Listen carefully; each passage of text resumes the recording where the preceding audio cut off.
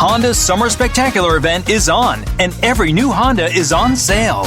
South Florida Honda has it. Well-qualified buyers can save thousands today with 1.9% APR financing on the 2019 Honda Pilot. With seating for up to 8, every new Pilot is on sale, and you'll save thousands with 1.9% APR financing during the Summer Spectacular event at your local Honda dealer. See dealer for financing details. Offer ends 9/3/19.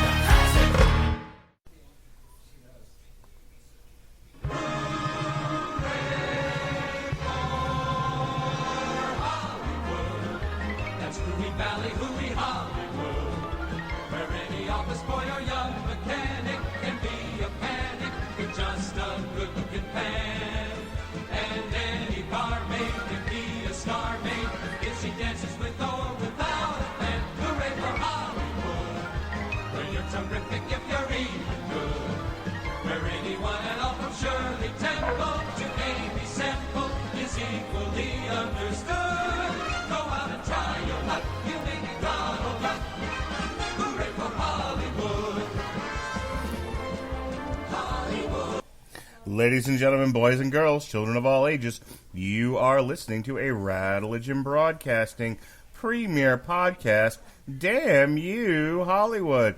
And here's the saltiest of salt licks. The deers just love him. Ladies and gentlemen, it's Robert Winfree. Yay! Yeah, I was going to make a joke there, but I don't think any of you would get it, so I'm not going to. Oh, don't just leave us hanging like that. Leave me hanging on the telephone. Don't leave me hanging on the telephone. Oh, Robert Winfree. Oh! You done? We still have a movie to review, so I can't say for certain. You done singing? Again, same answer. Are you done singing that song at this moment? At this moment. For the next 30 minutes. For the next 45. 30, for the next 45 tops. For the next 30 seconds. What's your joke? Again, literally none of you would get it. Don't worry about it. We did an entire podcast of none of you would get it because Jesse and I don't know anything about history. Don't know much about history. Don't know much of biology. Boom, boom, boom, boom. Say the fucking joke, or I'm going to keep doing that. I'm on about 3 hours sleep. Can we just not? Go ahead and start the show there, bud. All right. I'm Robert Winfree. As Mark introduced me, I am just going to warn all of you ahead of time. Yeah, no, not with this movie. Just none of it. Just none of it. So be prepared for that. That'll be fun. Joining with us because he was supposed to sub in if I was unable to see the movie and then talk about it, which was kind of a near thing. Jason Teasley is here with us, and he'll be here next week, but we'll get to that when we get into plugs. Jason, how are you? Nice to have you on the show. I'm here, and I'm well rested from watching this movie, and I'm looking forward to getting through this podcast without you two yelling at each other like a married couple in a domestic violence situation. I make no promises. You know, they say that the mass shootings, the common connective tissue in all mass shootings is domestic violence, so you never know what could happen with me and Robert. That's not always true. That means Jesse's due, isn't it? Because he does more podcasts with you guys than anybody. You know what? No. For a lot of people, you could say that, but I don't think you can about Jesse. I don't think Jesse's got mass shooter in him. Well, everyone does if the right set of circumstances arrive. But like Jim Jeffrey says, sometimes we all get a little sad. That's right. We all get a little sad. Like Job from the Bible. Robert, what are we talking about tonight? Well, at the moment, it seems we're staring into the abyss of human potential, of humans, man's inhumanity to man. Which is probably a fitting way to dovetail into this movie. I believe that was the working shooting title. For the Fast and Furious presents Man's Inhumanity, the Man. Well, The Rock does quote Nietzsche at one point. He does. Because Bruce Lee. this is a smart movie. That was I don't the know about dumbest all thing. that. Can you I'm move going this? to yell at I'm going to yell about this movie enough in a minute. I'll save it for then. Tonight we are reviewing The Fast and the Furious presents Hobbs and Shaw. And why are we doing this? Because Robert Winfree insisted. No. Yes. Stop it. Yes. I did not insist. I pointed out an inconsistency. And look, let's be clear. If I never brought that up, if I never said anything, when that first trailer dropped, the next time we talked, you've been, hey, Hobbs and Shaw's on the schedule. All right. The reality is that New Mutants was initially supposed to drop. Well, not initially. Initially, it was supposed to come out 20 years ago. Never. But it was at one point on the schedule the same day as Hobbs and Shaw, and I made an executive decision at that time we were going to do the New Mutants. Then it fell off the schedule, and I honestly wasn't going to replace it with Hobbs and Shaw. I really wasn't. But then Robert Winfree simply begged me to talk about this movie. He was like, come on, you do a blockbuster podcast. You do a podcast that talks about big franchise movies. This clicks all the boxes. It's got The Rock. It's a franchise. It's a sequel. It's a blockbuster. It's an action movie. It's dumb. You have to put it on the schedule. It's literally a damn you Hollywood example of what we do here. And I'm like, you know what? You're not wrong about that. And it will continue to be once we're done talking about it. So if you're listening and to again, this I do absolutely maintain that first trailer drops and your response is to put this on the schedule. I'm going with the story, and I want all of our fans that listen to this podcast to know that this is your fault. I am not disputing the events in question, the sequence of events. I am not. Okay. That's what happened. My point, and there is an actual legal term for this. I forget what it is, but there is actually a argument for the prosecution in most criminal cases that if you can demonstrate reasonably that a piece of evidence would have been found absent corruption, it can still be admitted as evidence. All right, so you're not talking about precedent then. No. There's a completely different term. I can't remember. I know what you're talking about. I don't know what the name of it either is. Yeah, but it's a thing. My point is, if I keep my mouth shut, we are still here today doing this. So what have we learned from this process? That nothing I do matters. Correct. Now introduce the goddamn show already. No, it's terrible. Well, hold up.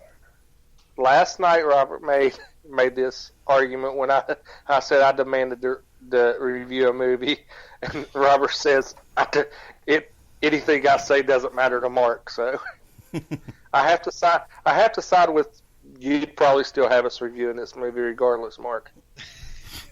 Thank you. Do you want Jason? Do you want your movie or don't you? I agree with Mark. All right, we can move on now. And you sell out your integrity just like that. I am the only person of moral character on the entire network. I just want that known. Yeah, that and a buck video get you on the bus. Talk about the fucking movie already. No, it's too amusing to listen to you lose your mind. All right, we are talking about Hobbs and Shaw and this utter catastrophe of a film. All right, it opens with a bunch of MI6 agents actually in military gear rather than just straight up tactical gear not associated with a specific military unit because hey, reality's not a thing in this movie. Well, it is a Fast and Furious movie, so physics go out the window with the title.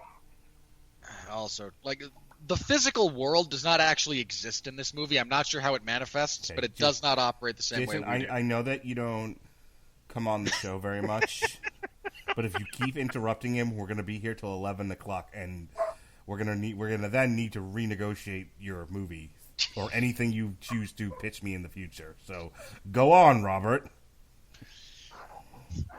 So we see Deckard Shaw's little sister Hattie is part of this MI6 team. They are attempting to steal from some unknown.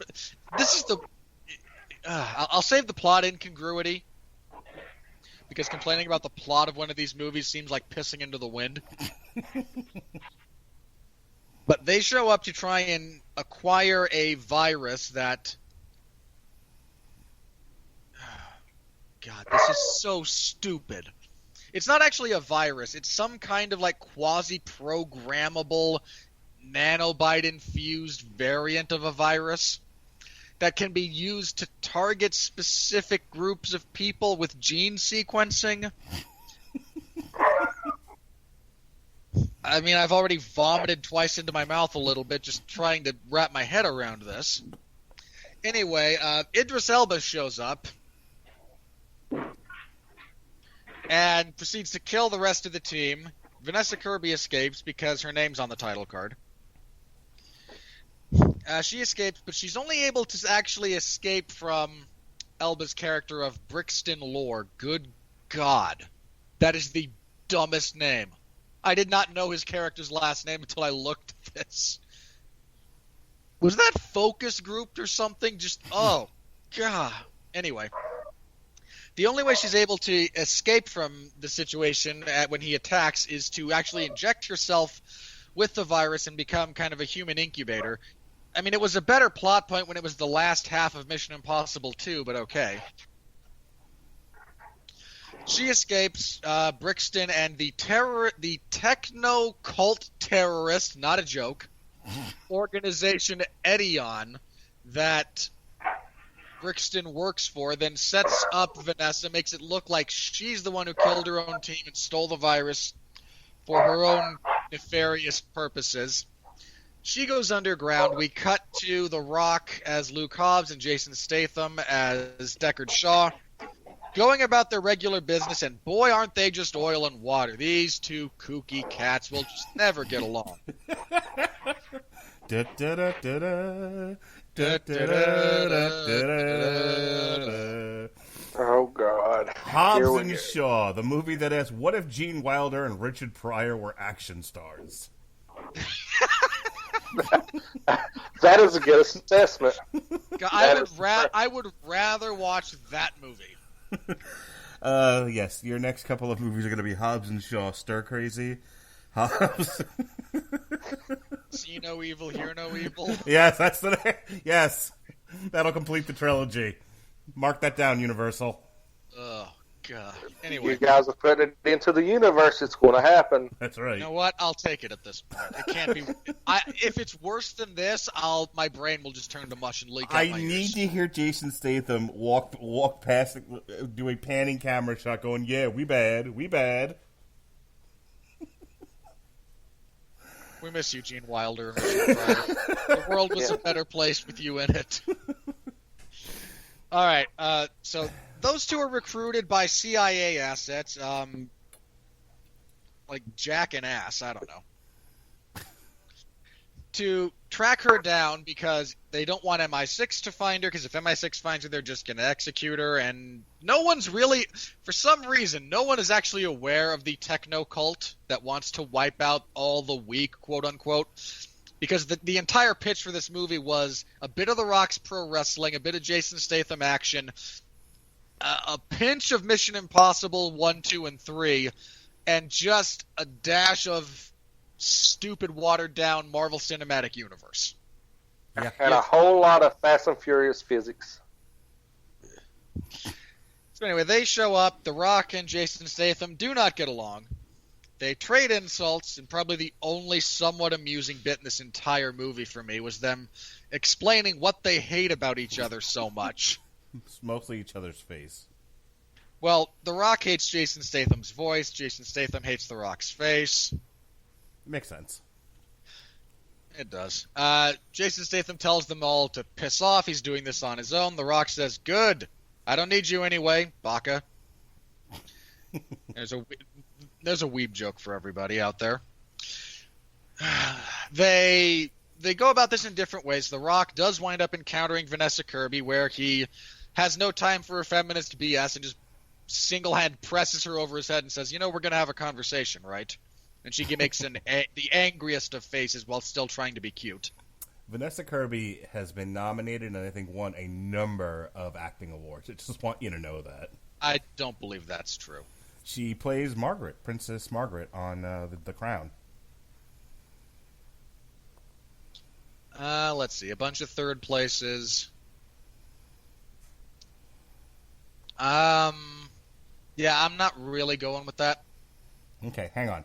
She's won. Let's see. She has won. If we're talking about The Crown, she has won a UK TV actress and a BAFTA TV Award Best Supporting Actress. She was nominated for a Primetime Emmy. She didn't win it though. The Emmys mean dick. She's won a bunch of Ian Charleston Awards. And again, in the third place category. Yeah, she's an incredible actress, and it shows in this movie. Go on. That is not true at all.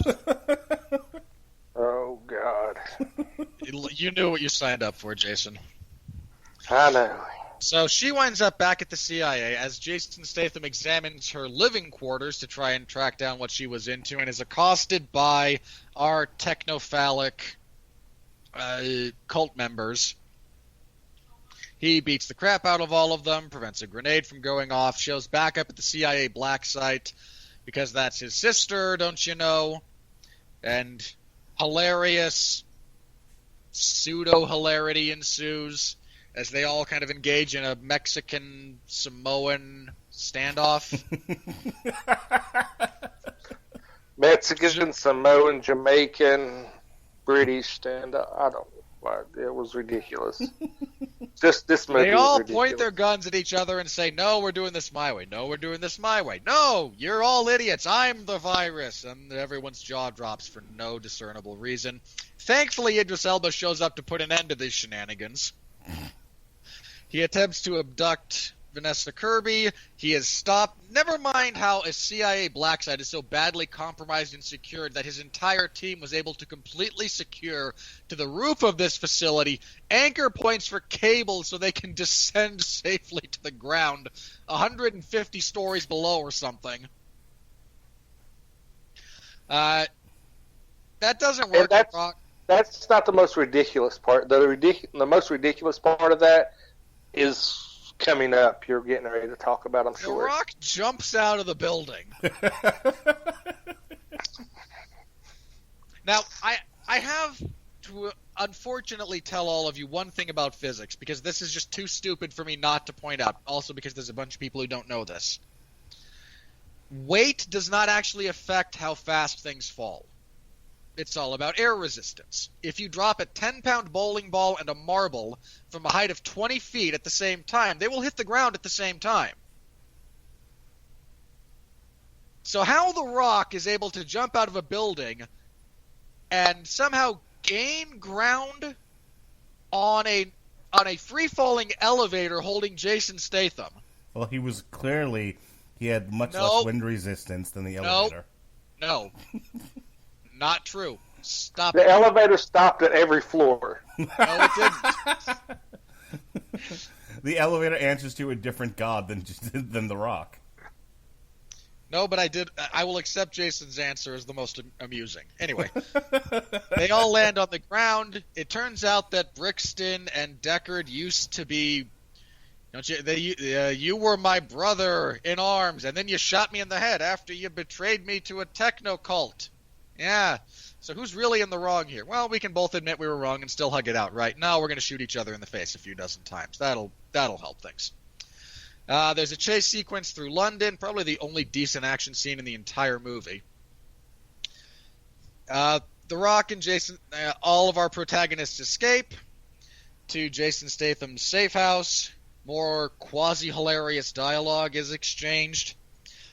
They decide that they have to get out of London, one of the most heavily surveilled cities on Earth, if not straight up the most.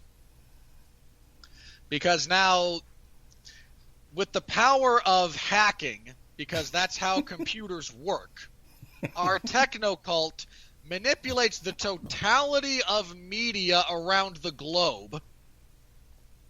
In fairness to Edion, I mean, all of media is owned by 3 companies. It's not that hard. I would have believed it if they'd actually acknowledged that. Okay, mass media is owned by 4 people. We own 3 of them. Get them on the line. We'll tell them the story. Okay, I'm down. Run with that. But no, we will hack them. So now the entire world thinks that Hobbs and Shaw are responsible for having destroyed the CIA black site and are now in cahoots starting their own terrorist organization. Because why not? They sneak out of the country with more computer-related bullshit.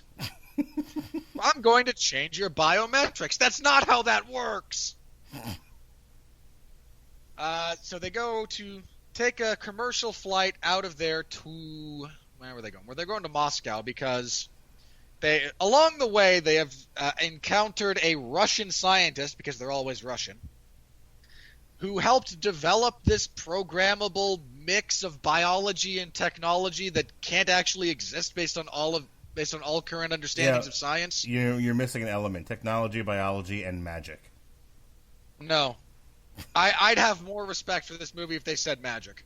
They don't. And there are only apparently two ways to get the virus within its little nanocapsules out of Vanessa Kirby's body before it goes airborne, and it kills us all. You don't understand, you mad humans. Once it goes airborne, that's it.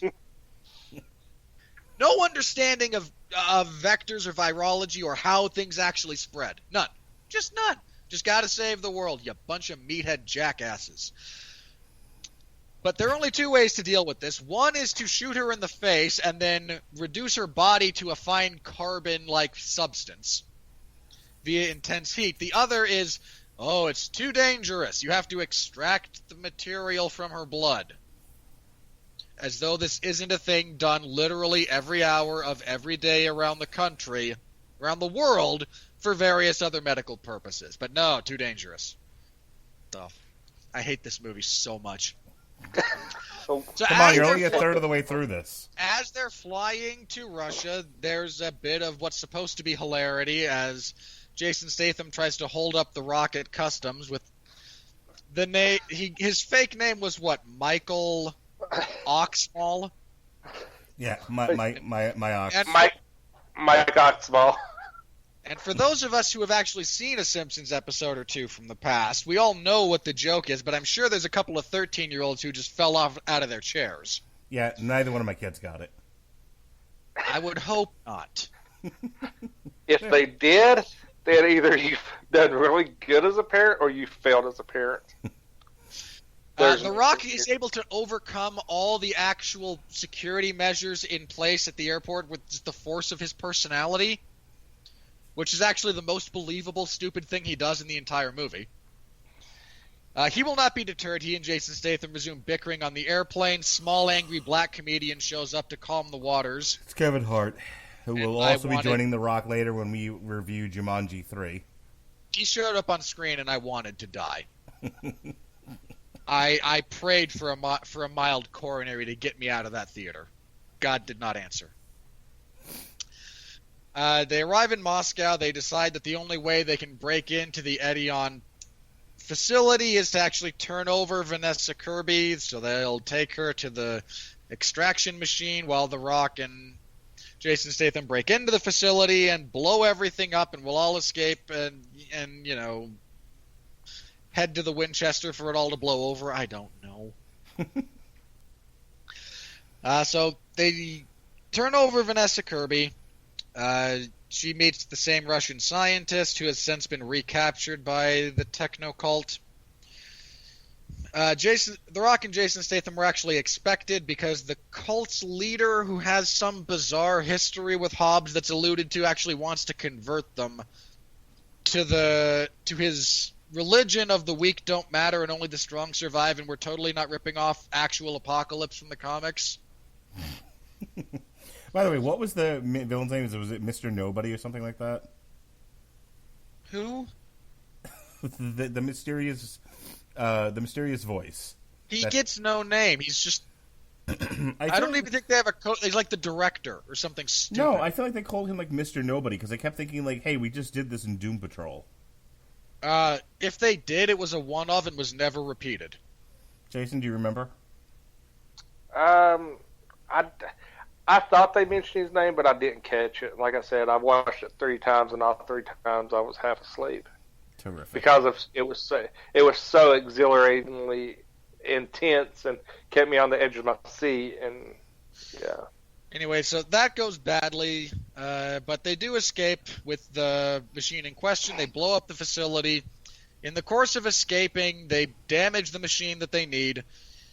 Vanessa Kirby's all fine. It's now time to shoot me in the face and burn my body to ash because I'm a strong, independent woman who doesn't need no man to tell me what to do with my life. Jason Statham's response is, we've still got time, and you're my sister, and I don't care that you're a strong, independent woman. I'm not shooting you in the head. The Rock looks at the damage to this high-tech machine developed exclusively by a techno cult whose only actual benefit of membership is the cutting-edge technology that they have exclusive property to goes, my estranged dumbass mechanic brother back in Samoa can totally fix this, guys. So they all head to Samoa because The Rock wanted it in the contract. The Rock reunites with his somewhat estranged family. His brother is, in fact, able to fix the machine. They prepare for battle because utilizing traditional Samoan hand weaponry against guns is a good idea. But, we stole one of their... technology is actually their weakness, not their strength, because humans are greater than machines, and I invite anyone to stick their hand into a wood chipper and tell me that's the truth. Where did I leave off? Sorry, my mind just blanked. Frickin' Idris Elba shows up with his army. Their weapons are all disabled through the power of hacking, because that's a thing. This makes marginally more sense than James Remar being able to shoot a bit of electrical current into the body of Paul Wright's... not Paul Wright. Paul Rudd? No. God, my brain is just not working. Paul Newman? No, in Too Fast, Too Furious, I can't remember. Paul Walker. Paul Walker, thank you. Yeah, he actually disables his car by shooting an electrode onto the body of it. It's the dumbest thing. This franchise is full of just the dumbest things in human history. Yeah, the fact that you react this violently to the 8th movie in this series that has gotten progressively dumber, as if you've forgotten what the previous... I have not. As if you've forgotten what the previous movies have done. I have not forgotten any of them. and yet you react like an Alzheimer's patient. I wish that I had. That would be a benefit if I could give myself selective memory loss to wipe this franchise from my brain. Your indignant attitude towards this, while hilarious, still confuses me. As if by now you haven't just resigned yourself to, this will be full of the dumbest things. Let me just tell you them so I can get out of here faster. If I were a better human being, I would probably go that route. Here, folks, I'm going to do a 2-hour plot synopsis telling you everything I hate because I hate myself and all of you. Tune in, light a candle. Pretty much. So, anyway, Idris Elba and his army shows up. They are bested by the power of Roman Reigns' singular ab, because if I might quote the great Scott Steiner, he's fat. There's a stupid chase sequence. Can I get some Steiner math on that? No. Oh. No. That's coming up. Because Okay. then there's the helicopter chase. Yes. Wherein they lasso a helicopter with a chain, and a bunch of other cars wind up linking themselves together to create enough weight to stop the lift of the helicopter. Right. Now you see, Mark, Idris Elba knows. You got Mr. Wizard on a roll, Mark. Idris Elba knows the lift force of his helicopter is 333,000 pounds.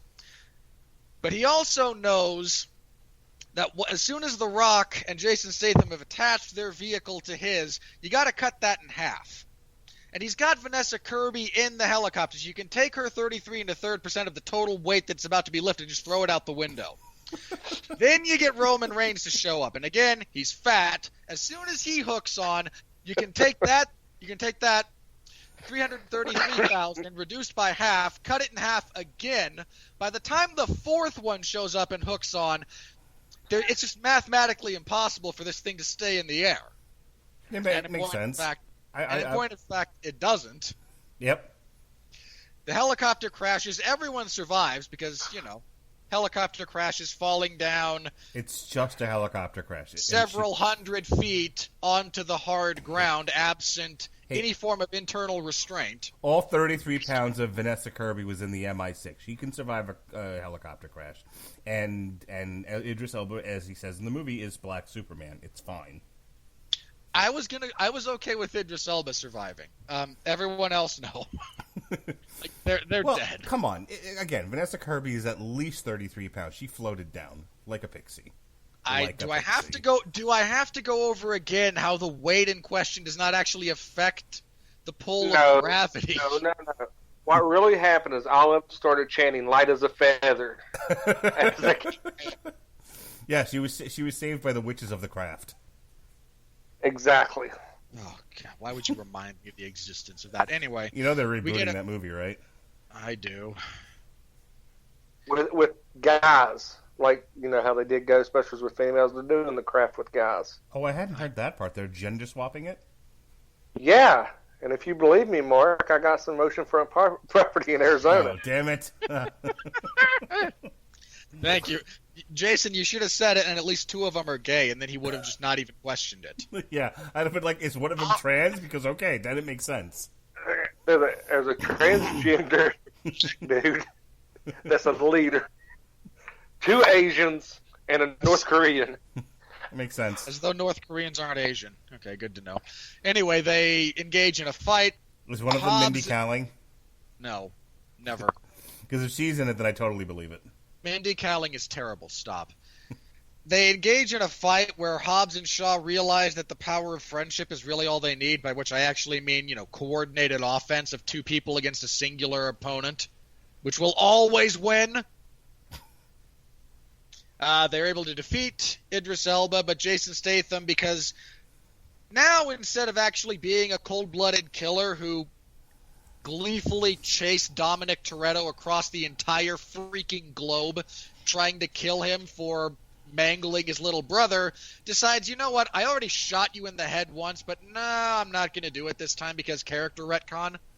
He wanted to be, he's evolving. He wants to be a better person. Stop it. Hold on. He killed the only likable character in the Fast and Furious franchise, and that was Han. Han was not likable. I liked Han. Okay, I don't care. He was not likable. I'm starting to like him more than I like you right now, Robert. Look, you've never actually met the actor. Don't get on me. The fact that he was the only memorable thing out of Tokyo Drift is like being the world's tallest midget. That movie is ridiculously We're so close to his plots not being over. Anyway, they defeat Idris Elba. Idris Elba's computer is shut down remotely by the director, who then ominously hacks the sound system of the wrecked helicopter to deliver an ominous message. But The Rock won't have any of that and delivers one back. The virus is finished extracting from Vanessa Kirby. They turn it over to the CIA. And I just have to wonder if the entire point of this movie is to keep that out of dangerous hands, why in God's name you would give it to Ryan Reynolds? Because he's a CIA agent. Stop it. Because Ryan Reynolds is the greatest thing to happen to Canada and the United States. Okay. I know your life is difficult, Jason. But there's no justification for that sentence. He is a national treasure. No. Let me ask you, are you doing your own bit and it just happens to be the same as Gavin's, or are you stealing Gavin's bit? No, I think I've liked Ryan Reynolds since Two Guys, a Girl, and a Pizza Place.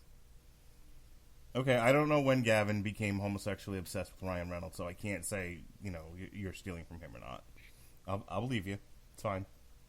Anyway, The Rock reconnects with his family, brings his daughter to meet her bevy of uncles and her grandmother for the first time. Jason Statham and Vanessa Kirby make up. They break their mother out of jail, because why in the world would you even jail Helen Mirren to begin with? And to close, we get a supposed comedy bit where Ryan Reynolds just continues his his theoretically hilarious man crush on The Rock. And then at the very end, we see The Rock repay the name gag from Jason Statham earlier by changing his false identity to Hugh Janus. I read something recently. And the audience weeps for having sat through this. Nobody wept in the theater I was in. I read something. You were the only person in the theater you were in. That's not true. I brought my wife and kids. Nobody in the living room I was sitting in watched it. So, third time.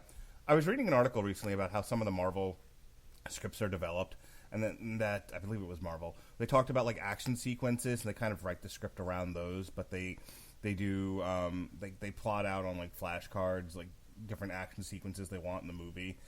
And I have the funny feeling that the script for this was a picture book of action scenes that they wanted to do, and the rest was comedy improv.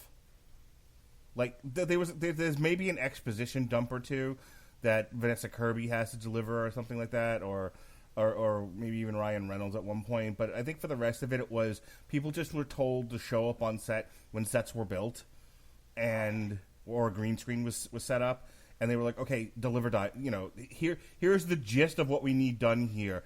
Like, it is amazing to me that this movie comes across less scripted than the average episode of Monday Night Raw. I refuse to believe anyone wrote this movie. It's credited with a writer. I don't care. They did that for union purposes. Two people. Screenplay by Chris Morgan and Drew Pearce. So two people actually wrote a shooting script. And Chris Morgan is the one that developed the story. So there. I believe this to be a lie. I mean, this is an elaborate cover-up so that the Screenwriters Guild does not get on them. Well, I did say that I think most of this was just pictures of, various stunts they wanted to perform, considering the director, who also apparently directed John Wick, so there's that. I don't think... Hang on, I need to double-check that. No, David Leitch. No. He co-directed. That is not the same thing. Directorial debut, co-directed with Chad Stahelski. Yeah. Look, the best thing he's actually directed is Atomic Blonde. Which was not bad. We actually reviewed that. I enjoyed a lot of that. No, he also directed Deadpool 2. See, he's fine. No. Deadpool 2 is ass. Deadpool 2 is fantastic. We reviewed this. We already had the argument. Go into the archives, listen to why I'm right, listen to why Mark is Mark. Okay, so he's the second unit director, which typically does like a lot of action sequences and basically like a lot of stunts and stuff like that. So he was the second unit director. No, screw this guy. I'm looking at this list. Oh, second unit director for In Order here.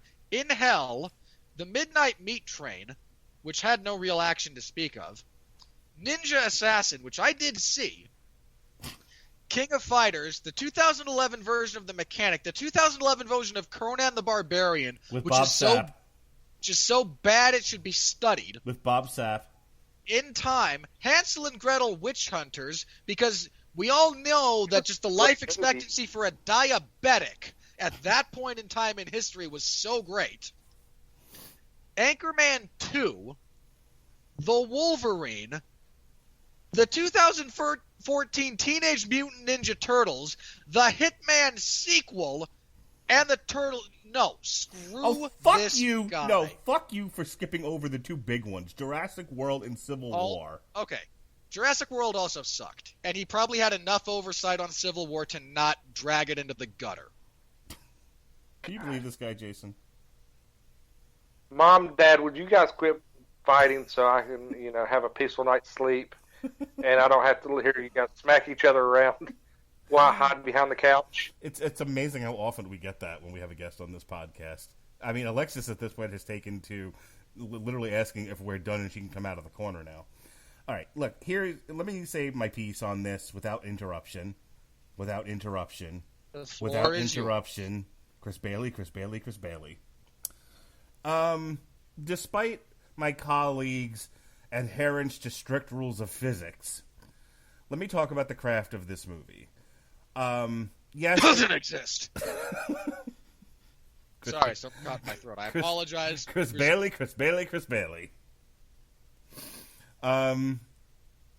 There are some elements of craft that were acceptable, even competent. Baseline competence is our new gold standard. Sorry. Let us remember that we are dealing in the action genre, commiserate to Commando in the 80s. You know, just the idiot level of action that has mass appeal, where you have a lot of you have a lot of fighting and a lot of bullets flying, and nothing really realistic happens on screen. But it's a big crowd pleaser. It's satisfying. That's what we're going for here. So the craft has to adhere to that line of competency. I'm not in any way saying this was a well-made film, you know, in the realm of something nominated for an Oscar. I'm saying No. they had to get to Commando standard. Does it succeed in that? Mostly. No. The writing, like I said, is probably the worst element of this. The actual script writing, because a lot of it seemed like they just had the actors come on the set and Ryan Reynolds' whole bit with The Rock just seemed like they were what's the word I used? Improv. Thank you. I lost it there for a second. Like they were just doing a lot of improv. It looks like The Rock and Jason Statham stuff, a lot of it was improv. It seemed like the only person that was allowed to read from the script was award-winning actress Vanessa Kirby, who can be seen in the first 2 seasons of The Crown. The kid probably didn't do any improv. The kid was probably given some lines the day she got on the set and said, "Here, just say this shit here." The stuff between Helen Mirren and Jason Statham was probably scripted. But again, a lot of this I'm sure was written on the fly. A lot of it was, I'm sure, edited, was rewritten as they were shooting. You didn't come for any of that, though. You came to see the stunts. And so the 3 big set pieces, 3 or 4 big set pieces, you have the beginning of the movie where the whole MI6 team gets obliterated. All that looked fine. As for in terms of villains and plots go, they kept it relatively simple. Here's the MacGuffin. The MacGuffin is the person. So there you have you're supposed to at least have an interest in Vanessa Kirby, who's a pretty white lady, and you don't want her to get killed. Good enough for most people. You have a bad guy who they gave enhancements to, and so there were a lot of cool shots of him doing the kind of RoboCop thing where, you get his point of view, and his point of view is computerized, and it's got targeting things on it, and kind of it's an update to the standard villain in these kinds of movies. And Idris Elba has charisma for days, so his performance is fine. Hold on. If you want to give Vanessa Kirby credit for mediocre awards, you have to say that you have to give Idris Elba credit for the actual awards he's won. Okay, award-winning actor Idris Elba, and one of the stars of my favorite show, The Wire. Which you won nothing. Bingo. I'm glad with your bingo. Look, Idris Elba is a phenomenal actor, and he was given the role of scene-chewing villain. He had a cool look. He was given fairly cool dialogue to repeat. He gives enough of a performance that you're interested in seeing this character be taken down by a army of Samoans and Jason Statham. It's fine. It's all fine. So, again, if you're into Ryan Reynolds doing Ryan Reynolds stuff, the stuff he does with The Rock, I guess, is funny. If you're not, it's exhausting and it's terrible. It goes and it goes on forever. It's like there was nobody editing on this. Clearly, everybody involved in making this movie was in love with the performers. and just let them do whatever they want. The Rock wants to do a trip to Samoa, he gets a trip to Samoa. Ryan Reynolds wants to do gay on The Rock, he gets to gay on The Rock. It's all fine. So let's talk about the main event of this thing. The Odd Couple, the Gene Wilder and Richard Pryor of this thing, The Rock and Jason Statham. And again, I think they were told, hey, be pissy with one another in this scene. And they just turned the camera on and let magic happen. I bet there's shit tons of footage on the cutting room floor of just them cracking each other up.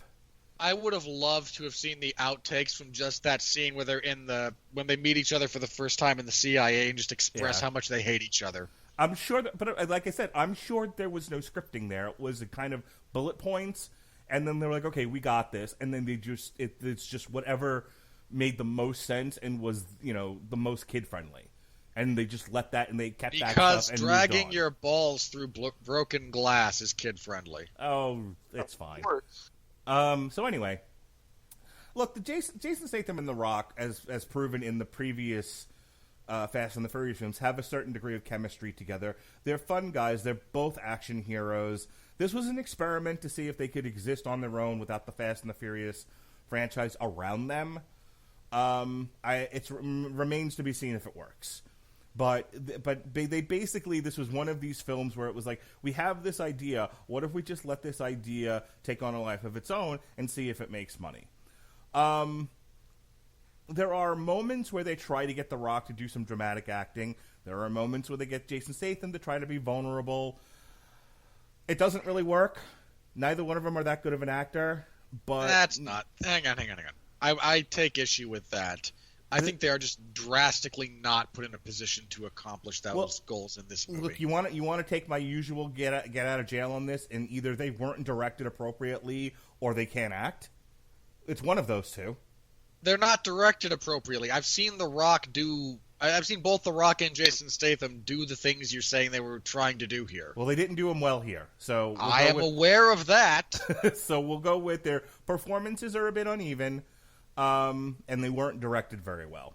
Again, the movie was directed by a second unit director, so that's what you get. I'm sure this was. I don't think George Lucas would have done a better job. Okay, because he can't manage human beings either.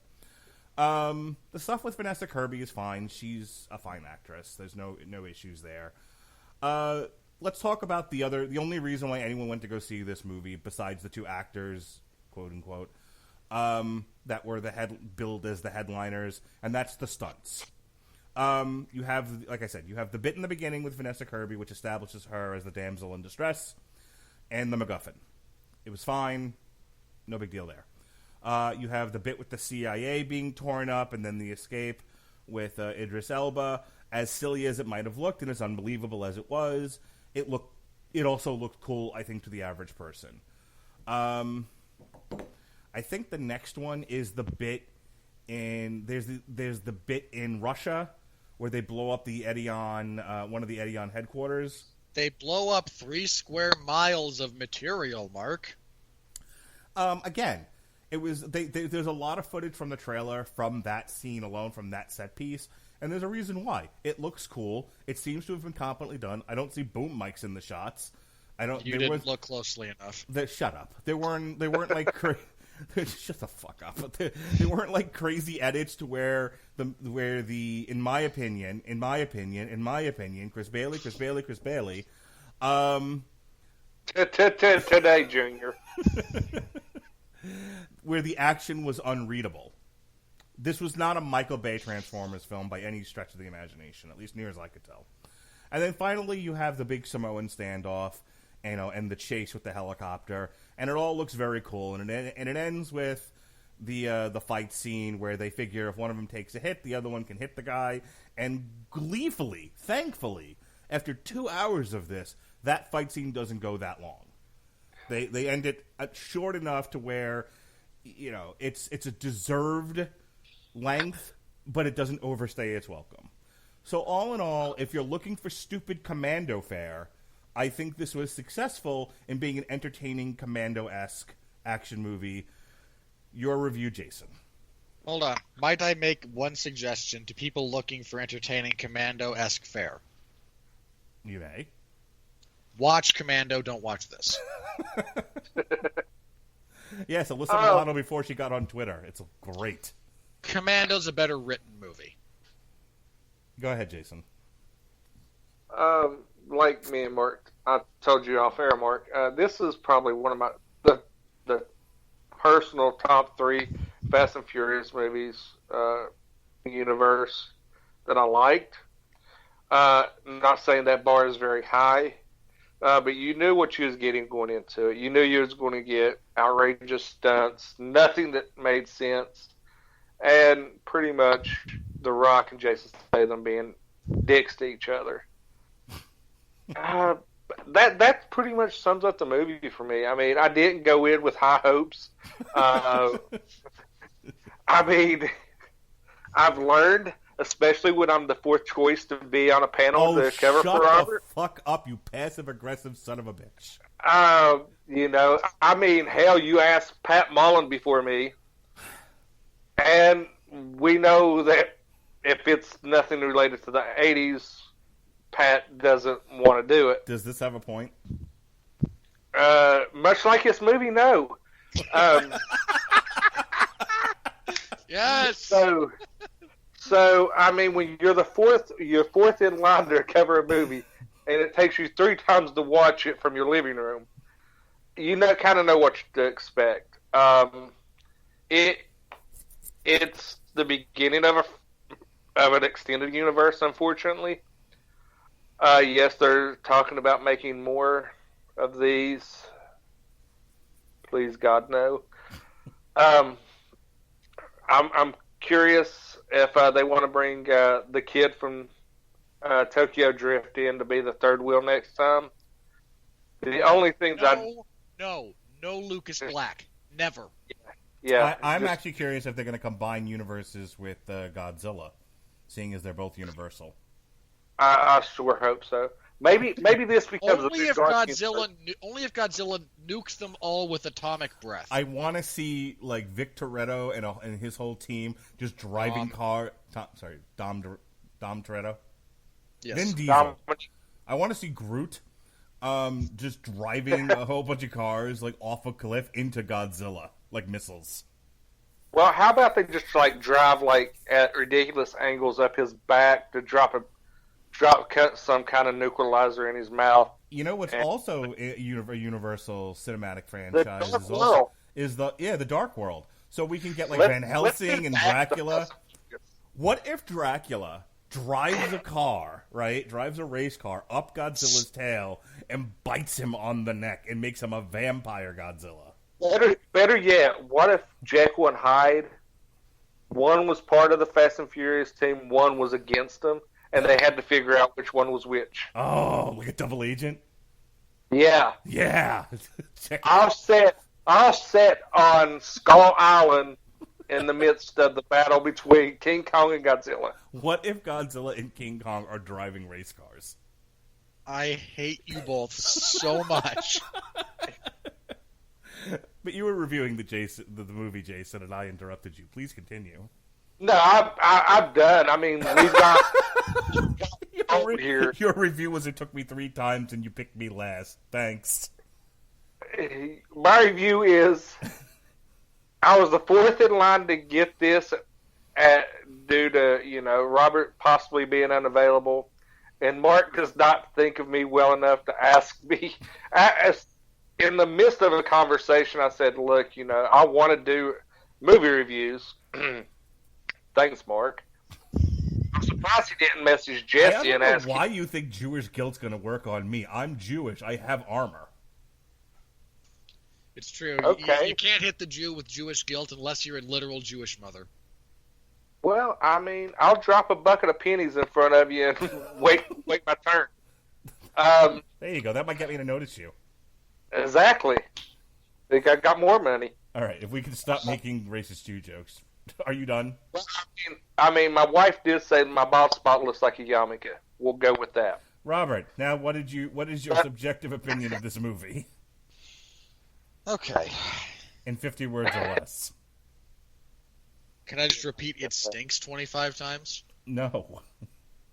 We can move on to the money. I'm fine with that. Okay, We've no. been doing this an hour now.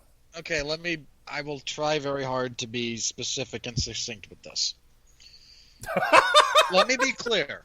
So, just in the interest of clarity, everything that I'm about to say now is not based in objective reality. Okay? I am not critiquing the craft. I've already touched on that a little bit. I think it's badly written. I think it's, while not edited like you have a machine gun in your hand while you're in the cutting room, is still pretty weak in places.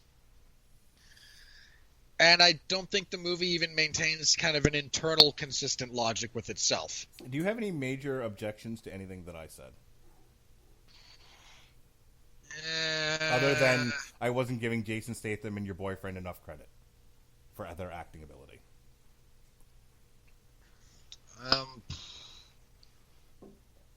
Again, I take minor issue with the editing, but I don't want it's a small enough point I don't want to go into it.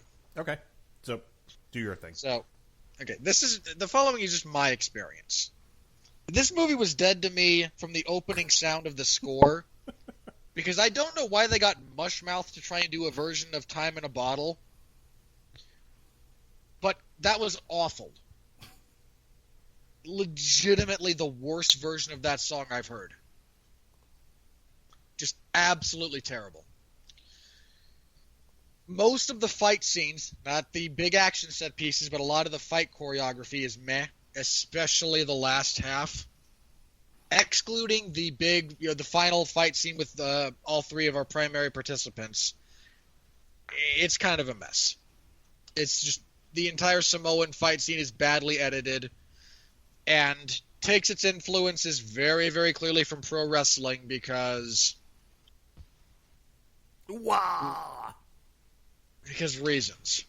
By the way, can I tell you my favorite part of this entire movie experience was my wife elbowing me after he called one of his brothers Us. And he was like, "Oh, does Uso mean brother? Is that why they're called the Usos?" And my eyes rolled so hard into the back of my head, I almost rolled down the stairs of the theater. Yeah. Wow. I love my wife. She's the best. Go on. Okay. That actually derailed my train of thought. Wow.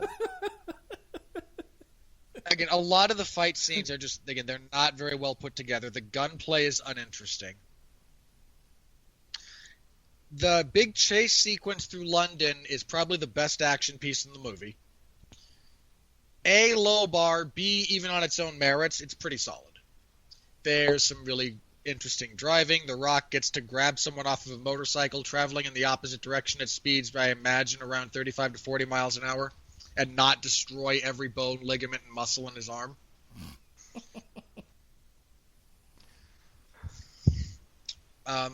So, again, that one's okay. The rest of them just... they go on too long. There's too much very obvious CGI.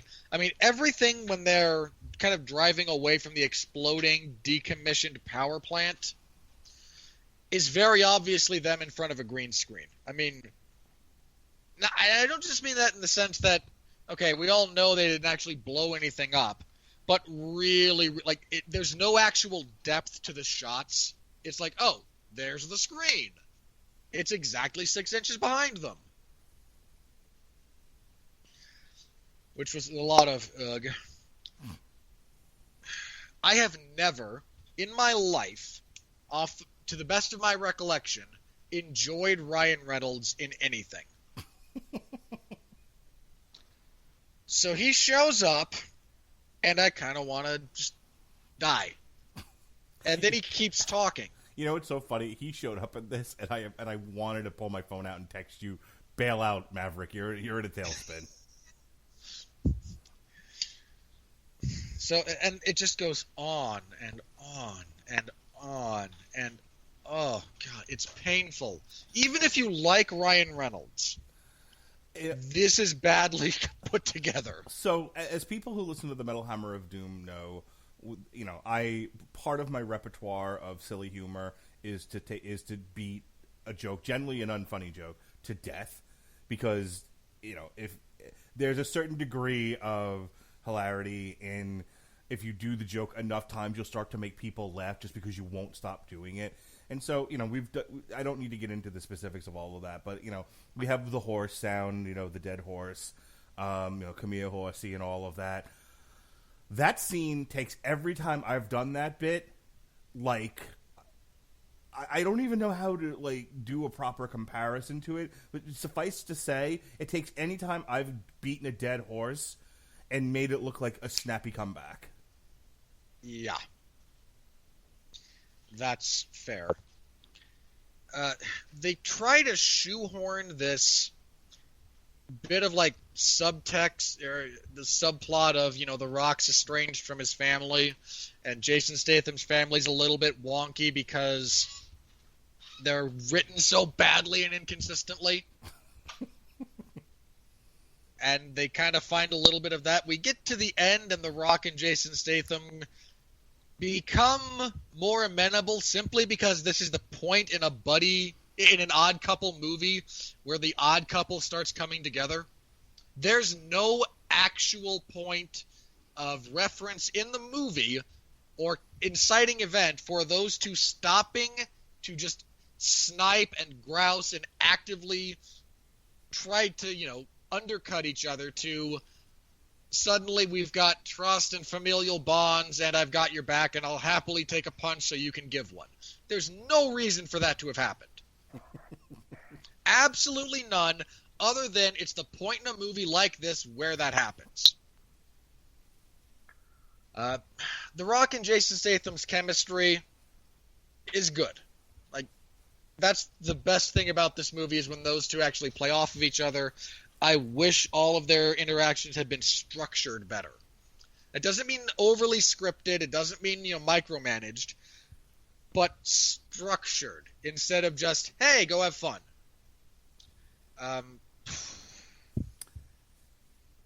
This needs to be less Marvel movie if they're going to continue to do these things and more running scared. Yeah, I'd agree with that. I actively dislike all the music in this movie. Just all of it.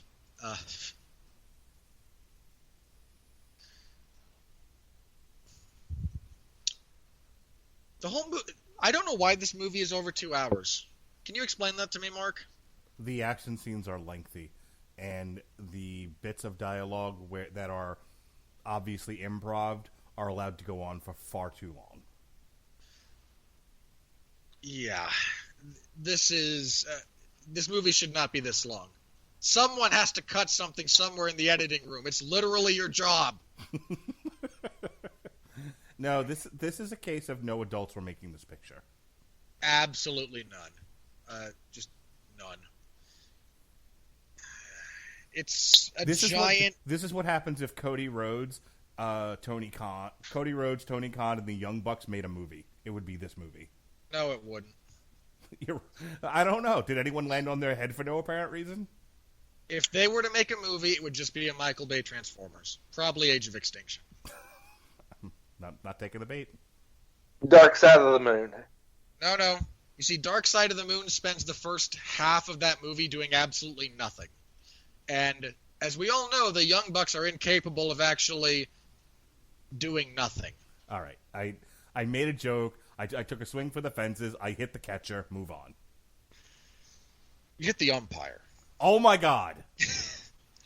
Yeah, again, if you're interested in a movie like this, there's just 18,000 better options. I've named a few. Commando, Running Scared, anything with Gene Wilder and Richard Pryor. All right, Jason, I think, cut you off at the end of your sobbing rant about how you got picked last in dodgeball. So is there anything else you'd like to say before we move on? I haven't cried for a long time. Next time that we need a substitute, I hope I'm not picked at least higher than the fourth option. Keep mentioning it in your movie.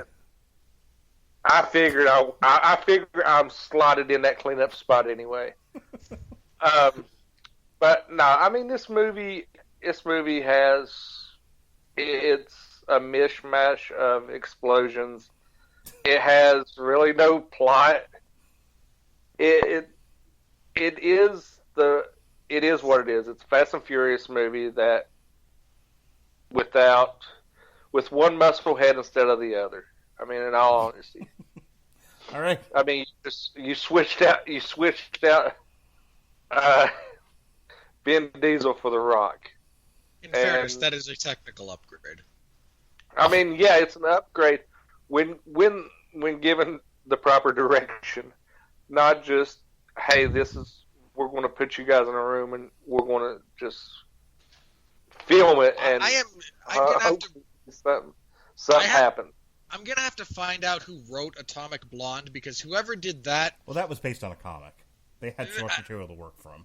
No. I know, but they also diverged significantly from it in massive places. I need to know who wrote that, because whatever the script was for that managed to rein in all the crap that this director has done and everything else he's done. I was gonna say, like, it's weird because Atomic Blonde really does stick out as being very stylistic and being very slick in the way that it was done. And you wouldn't think that this hack who does stunts was the one that came up with what was a fairly intelligent movie. With that said, here comes the money. Here comes the money. Here we go. Money talk. Here comes the money. Money, money, money, Dollar. All right. Well, Wikipedia tells me that this had a budget of $200 million, though I've heard it was upwards of $300, so who the hell knows? Wikipedia is lying because it is absolutely not counting bits of the advertisement budget and other printings. The actual budget for this movie, when you factor in everything, was, I believe, $360 million. So Universal absolutely is banking on this being... This is like Batman v Superman. It doesn't really matter what the budget was. It has to make $1 billion. This is the one movie I think Universal was counting on to kind of lift the rest of its movies. You know, this is the wave that was supposed to pick up the entire studio for the year. This is its Jurassic Park, and I don't know if it's going to do it, because right now it's only at $184.9 million as of this recording. In fairness to that point, there are still at least two major markets it has not opened in.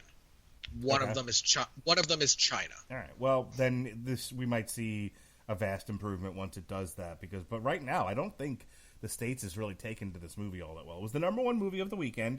Let me be fair about that. It knocked Lion King out of its number one spot. So, Lion King, which has already crossed $1 billion. By the way, I got told right before we went on air that Disney stock took a hit because apparently, despite the fact that 4 or 5 of their pictures this year made over $1 billion and one made almost $3 million, they didn't hit their numbers. And I was trying to... And sometimes my... Whoa. What was their numbers? Yeah, that was my next question. And he was like, well, they weren't going to report that in their conference call. I'm like, no, I understand that, Dad. But I still... But still... But I want to know. Like, I need someone to do Vanessa Kirby hacking and get me those numbers, because I got to know what their projections were then. What the fuck? Was Dumbo supposed to crack $1 billion? If they were planning that, then they were. That's just. I mean, that's so profoundly stupid. But that's what they were off by. They were off by $1 billion. And when you think about, like, Toy Story's almost hit $1 billion. I guess they're not counting Spider-Man, so we'll credit that to Sony, even though I wouldn't. I will not be doing that, but okay. Well, again, now you have to talk. You have to talk reality. Did they expect Captain Marvel to hit 2? I don't know. Because, I mean, again, Endgame, 2.794, Lion King, 1.2 billion, Captain Marvel, 1.128 billion, Aladdin, 1.026 billion, Toy Story, 961 million. Yeah, I mean, I gotta look and see what else they've put out this year that didn't... I mean, I think Dumbo was at least profitable, but minimally. I don't know. Like, I don't know how could they have been off by $1 billion. What were their other projections? So we'll round back to that because it's about the only other interesting thing I have to talk about in the money section. Once Upon a Time in Hollywood, Sony's other big picture this year, fell from 2 to 3. Spider-Man 3 to 4. Toy Story 4 to 5. Yesterday, love was such an easy game to play. Stayed at number 6. The Farewell went from 10 to 7. Crawl 5 to 8. Aladdin 7 to 9. Annabelle Comes Home, 9 to 10, and rounding out the top 20, Pets, Stuber, Midsommar, Avengers Endgame, Rocketman, John Wick 3, Maiden, Men in Black International, and Luce, and Godzilla in its second week in the number 20 spot. Yeah, the only other you're correct. Dumbo's the only other thing they released that kind of cratered. Everything else is still to come. Yeah, they still have. They still have. Hang on. They still have Maleficent. Right. They And Star still Wars. have. They still have Star Frozen. Frozen 2. Right. Yeah, I don't know. I They don't. moved Star. Hang on. Did they move Star Wars? It No. did not show up. Star Wars It's- is like December 19th. That is. Hang on. That's so weird. I don't know why it's not showing up for me. So I'm gonna. It's there. Why is that only listed as Lucasfilm / Bad Robot? I don't know. It's a Disney. Never mind. So I'm looking at the 2019 worldwide grosses, and I'm just looking at Buena Vista, which is Disney. And yeah, out of the 6 pictures released this year, Toy Story's almost at $1 billion. The only one that did nothing was Dumbo. What was the budget on Dumbo? $170 million. So it was that would barely fill in the profitable. What was that, Jay? I'm sitting here looking at a list, and the only things I see that it's got Dark Phoenix listed under Disney. You know Got what? Spider-Man. Okay, now this makes sense. I didn't even Disney think of that. if Disney ate that one, then okay, that's where it's coming. Yeah. from. If they're And being nothing- credited with all the Fox losses, that explains it. That explains. Yeah, that absolutely Yeah, explains why they're $1 billion this short. this one's showing Dark Phoenix. Hell, it's showing New Mutants on here, and some movie called Penguins. Okay, so Well, Penguins was a Disney nature thing. okay, so hang on. 2019 worldwide grosses for Fox for the year 2019, as I just said. You have Alita Battle Angel, that was profitable. That made $400 million. Then Dark Phoenix, which lost shit tons of money. Breakthrough made $50 million. The Kid Who Would Be King, $32 million. And Stuber, $30 million, which is the Batista Indian guy driving around movie. So if they're counting the Fox stuff in with theirs, then yes, that makes a lot of sense. Yeah, no. Suddenly this becomes very clear why this fucking... Wow. Well, I guess Because, they Dark they- Phoenix tanked majorly. You know what? Maybe they're thinking, you know what? We'll take the hit on this, and we'll take the losses on the Fox movies, because when Disney Plus comes out, especially once it's bundled with ESPN and Hulu, everyone will buy it, and suddenly their stock will go up again, and they'll have all of this content, which is the whole reason they bought Fox in the first place.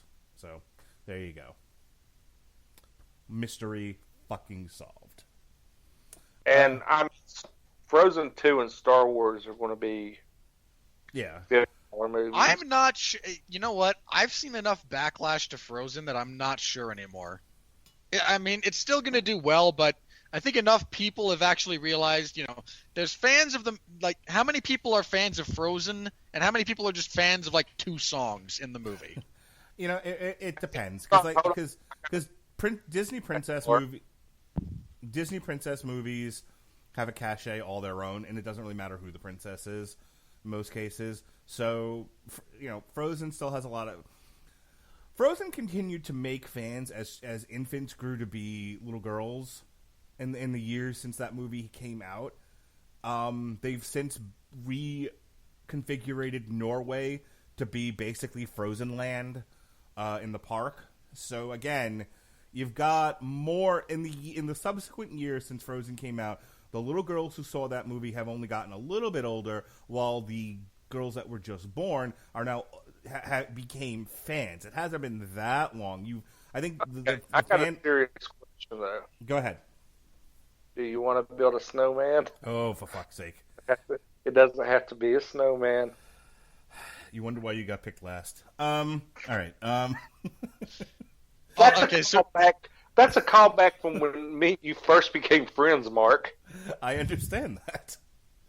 But it isn't funny unless Robert Cooper's doing it in his Bane voice, and it's "Do you want to kill the Batman?" which I sing at work, by the way. I'll actually be in the jail singing to the nurses, "Do you want to kill the Batman?" And they're like, "What are you doing?" All right. So back to the version that you want to hide a body. So as for how well this is going to do in the forthcoming weeks, none of the movies coming out next week bite into this audience, but there's a lot. But by the same token, there's so many movies coming out next week that it'd be hard to tell if people are going to bother with Hobbs and Shaw. You've got The Art of Racing in the Rain for those of you who like dogs. You've got Brian Banks for those of you who like black people. You've got Doran, The City of Lost Gold for those of you who will have children. You have The Kitchen for me and Jesse. And then you have Scary Stories to Tell in the Dark for those of you who like horror. It's kind of a everyone going to the movie. It's kind of 100 people go to the movies and like 20 of them see one, 20 of them 20. It's kind of a long tail of movie attendance next weekend. The following week is 47 Meters Down, Blinded by the Light, Good Boys, and Where'd You Go, Bernadette. So only people going to see shark horror movies are going to be going to the movies. No one's going to see the rest of those three. I don't know. That Good Boys movie might actually do decent. That seems like one where everyone would wait for Redbox or for digital. I don't think it does well in the theater. Angry Birds 2 comes out on a Wednesday. On a Wednesday for some odd reason. Apparently, it is currently the highest-rated video game adaptation of all time. Yeah, it's apparently rated higher than Pokemon Detective Pikachu. Gesundheit. So, hey, you know what franchise movie sequel I didn't put on the calendar, and it's because we've just filled it up with TV stuff that I didn't see the point. That, and I didn't want to torture you. You know what I didn't put on there, Robert Winfree? You gonna take a guess? No. Angel Has Fallen. Oh, that looks like it's going to be decent.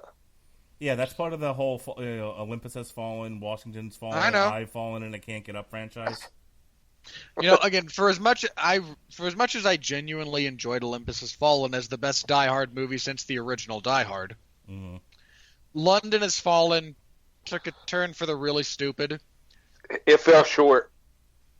And I much as I love Gerard Butler killing people, I really do. If I see Angel Has Fallen, it's probably going to be, when it comes out on some kind of streaming service. I don't think I'm going to go out of my way to see it. I didn't feel like it was necessary for us to go to do the own damn you Hollywood. I would have seen it. Oh, are you asking me to put it back on the schedule? You can if you want. I don't. And then we've got Don't Let Go, Saho, and then nothing good. Nothing after next weekend is halfway decent coming out until Chapter 2, and that's going to be the next big one. So, how any of that cuts into Hobbs and Shaw? By this point, kids are starting to go back to school. Summer blockbuster fatigue, which started in April of 1976, fatigue starting to set in here. It's hard to say if this even cracks 500 million, let alone the billion that I think Universal is targeting. So I don't have a tremendous amount of faith here. I don't know. I mean, again, this could hit really big in China. That's the feeling that's going to save it, I think. That is very accurate. I think, again, you're going to get it if you can get into a couple of those other big markets. Again, China, maybe India. I don't know. Again, I know it hasn't opened in China. I know it hasn't yet opened in France. There's at least one other relatively major market it hasn't opened in yet. So you figure if half the people in any market it hasn't opened yet overseas go to see this movie, it does fine. But that's why it does fine. Just the sheer masses of ticket sales. Yeah, this is not generating a tremendous amount of buzz. Everyone in the States, I think, who's going to see it has probably seen it already. Right. That's more my point. Everybody else is stealing it on Cody. So they're really praying for, the global box office rather than the domestic box office. And that's largely who I think it was made for. I don't really think this was targeting American audiences. I think they thought, well, the Fast and the Furious franchise kind of exists at this point on foreign money. The last one did. Assume this one we assume will too. So, changing my point of view to how will the world approach this movie versus the U.S. You're right. It probably cracks 500 million just based on foreign markets. We'll see what happens. But deal with it it needs over to time. hit again. I think in order to really be profitable, you're looking at a movie that has to hit the 700 to 800 million mark at a minimum. Honestly, I think Universal is depressed and misses the target unless the thing hits $1 billion. You know? Yeah. So, look, a bunch of executives jump out of their penthouse windows, a la stockbrokers during the crash. All right. With that said, That would probably get Universal over the limit if we just videoed it. maybe. All right, folks. Our last segment of the evening. But I just gotta know one thing. Are you ready? No! I said, are you ready?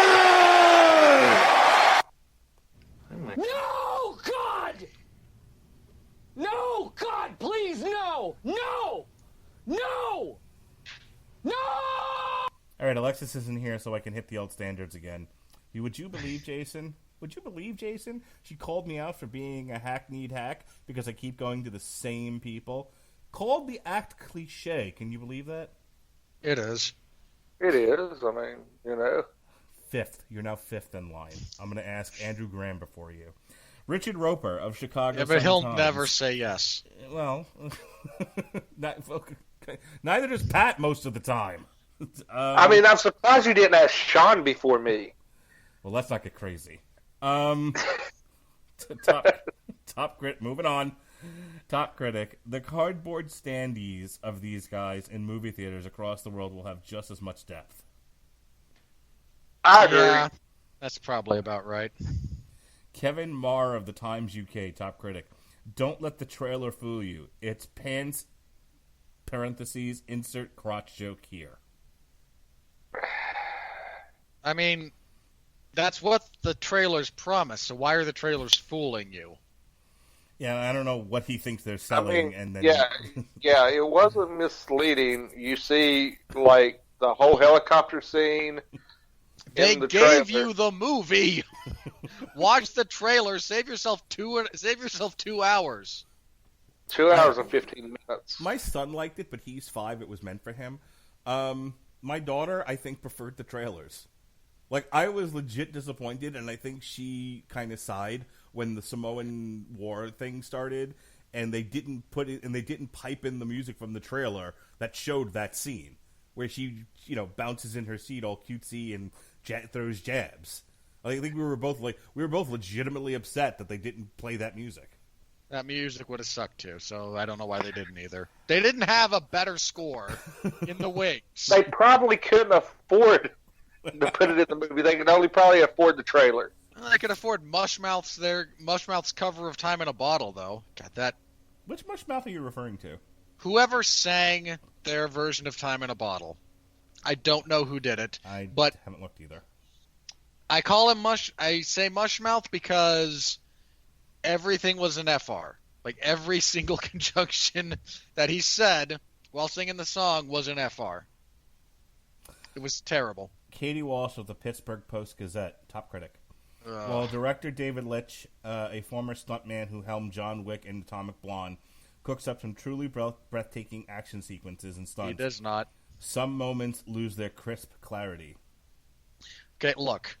This movie has so little in common with the action sequences that make stuff like John Wick or Atomic Blonde work, they might as well be on a different planet. All right, and now a word from Robert Winfree's mother, Susan Granger of SSG Syndicate. Ugh. Silly and shallow. It spins its wheels for an exhausting 135 minutes, concluding with a setup for a sequel. I mean, look, again, I hate stupid sequel bait as much as anyone. But if you're not, like, why is that a negative criticism if you're being objective? I complain about it when I go off about what I don't like in movies. Of course they're throwing sequel bait into this movie. They want to make a spin-off franchise. Yeah, they can only race cars for so long. Yeah, exactly one movie. Chelsea Steiner of The Mary Sue. Oh, God. Why don't you call it the Captain Marvel and just get it over with? Even potentially exciting sequences like the Samoan battle with traditional weaponry is dulled by quick editing and uninspired filmmaking. That's true. How about you just find good reviews so me and Robert can just disagree with them? Your wish is my command, Yes. sir. We're kind of agreeing with most of these. Annie Bundle of NBC News, think in capital letters. Think. Okay, nope. You write for that outlet, you are a trash person. The Jason Statham, Dwayne Johnson film is still the most entertaining the franchise has been in years. Hang on. Gotta think about this because we're talking years, so we say 3 years, give or take, 3 to 4. Yeah. What did we get from the primary franchise in that period of time? We got 7 and 8. You know, Death.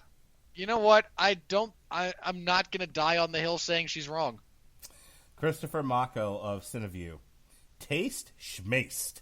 Niceties like coherent editing or believable dialogue feel positively bourgeois. And Is this guy really retarded? Hang on, I just wanted to stress this for the people listening. Notice I didn't nor he write bougie, you fucking illiterates. It's bourgeois in the face of such wonderful nonsense. Okay, 2 things. One, shame on you for using bourgeois. The writer, not you. You're just reading what he wrote. Second, I'm gonna call BS on the lack of believable dialogue. Because Mark, you and I talk to each other like that all the time. Yeah, every show. Like that's not an inaccurate representation of how some men talk to each other. I was gonna say, up until recently, with what's happened with the culture, I hate to hate to tell folks, but this is how guys talk to one another. Sorry. Yeah, I don't know why people. I mean, look again. Trump, when his response was, "Yeah, it was just locker room talk," and everyone threw a hissy fit.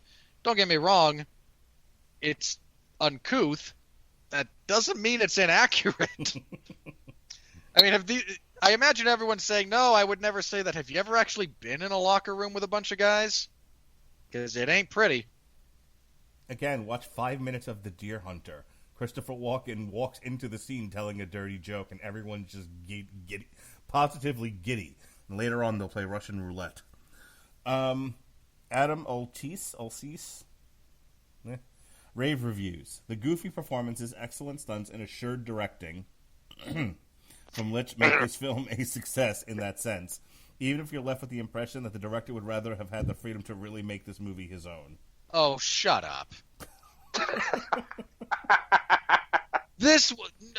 I mean this in all seriousness. What do you think he would have done differently?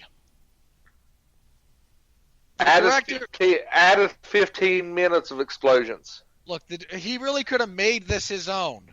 No, he couldn't. This is what he got. I imagine there doesn't seem to have been even any reports of behind-the-scenes drama from this. There were no clashes.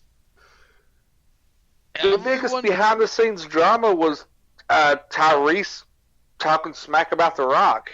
Tyrese sucks. Matthew Bond of the Mail on Sunday, UK. Not so much Fast and Furious, then, as slow and familiar. Yeah. I mean, it's a formula that has worked for, this is the 9th movie. I'm absolutely not dignifying that terrible, terrible wordplay. I mean... Michael Ward of Should I See It goes from being great fun. You shouldn't. Goes from being great fun to passive entertainment to ludicrous spectacle to sloppy, haphazardly arranged trash. No, it's just that the whole time. Yeah, there's no dropping point. It just starts at the bottom and kind of remains there. And Yeah, just- this movie. Well, again, I hated it. It is very even keeled in terms of its overall quality. There's I was the gonna say biggest that thing you. it starts at the bottom and kind of does donuts there. I mean, the biggest thing is it hits a bump at one point for the London sequence, and then it's like, oh hey, now maybe I can hit that bump again, and then it just starts pushing the rock that it jumped off of. Chrissy Loffrey of Independent UK. Hobbs and Shaw might be complete nonsense, but it also consistently fires up the brain's pleasure centers in a way that feels disarming. You know, like heroin. All right, I put that last part in there. Okay. I was going to say, you know, it probably is equivalent to heroin. You know, It's not.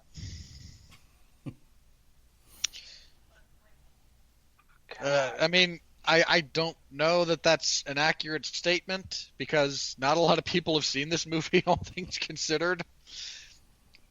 So the notion that it's, fire really getting the old pleasure center of the brain going seems to be... No, I'm not making that joke. I'm not making I'm that going joke. to read a few of our favorites here in rapid succession. Matt Brunson of Creative Loafing. Ugh. Well, a Calvin and Hobbes movie might seem like a better bet. Yes. A Hobbs and Shaw film at least provides a fair amount of mounting excitement. No. Eric D. Snyder of Crooked Marquis.